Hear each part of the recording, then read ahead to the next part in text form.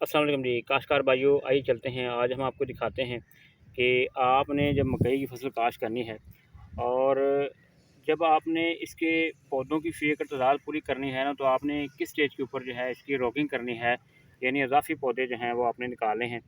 याद रखें कि बहारिया मकई में जो है 7 से 8 इंच जो आपने पौधे का फासला रखना होता है। उसमें अगर 2-2 पौधे लगे हुए हैं तो आपने जो है वो कोशिश ये करनी है ज़मीन हल्की-सी बतर में हो, तो फिर आपने जो है वो उसके इज़ाफ़ी पौधे जो हैं वो निकालने हैं। देखिए किस तरह से हमने निकालने हैं।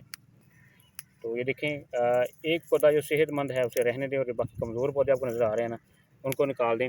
अब होगा ये कि इसकी वक़्त के ऊपर जब आप रोगिंग कर देंगे ना, तो उसके बाद आपने जो है जड़ी-बूटी की स्प्रे करनी होती है। स्प्रे जो है वो जड़ी-बूटी के ऊपर होती है। पौधे जो अज़ाफ़ी होते हैं ना, वो आपकी खुराक ख़राब नहीं करते, यानी कि जो अज़ाफ़ी पौधे होते हैं ना, वो फिर फसल की जो ज़मीन के अंदर आप खुराक डालेंगे, अब इस चीज़ के ऊपर आपने यूरिया डालनी होती है, तो वो फिर जो अज़ाफ़ी पौधे हैं ना, वो आपकी खुराक जो है ना ख़राब नहीं करते, यानी वो नहीं लेते। तो ज़ाहिर बात आपने इनको रखना नहीं है, तो फिर दूसरा जो पौधा है ना, वो अच्छी खुराक लेता है और अच्छी ग्रोथ करता है।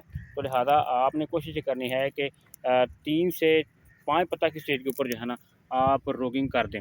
ये तकरीबन 6 इंच का पौधा जब हो जाए, उस वक़्त इसकी जो है रोगिंग लाज़मी करें, वरना फिर बीमारियों का भी हमला ज़्यादा होता है और जड़ी-बूटियाँ ज़्यादा निकलती हैं और इज़ाफ़ी पौधे जो हैं वो ज़मीन से इज़ाफ़ी जो है वो खुराक हासिल करते हैं और कमज़ोर जो है फसल भी रह जाती है। और इस चीज़ के ऊपर जो है आपकी फसल के जो पौधे हैं जिसमें 30 से 32 हज़ार फ़ी एकड़ आपने करने होते हैं, वो भी पूरे हो जाते हैं।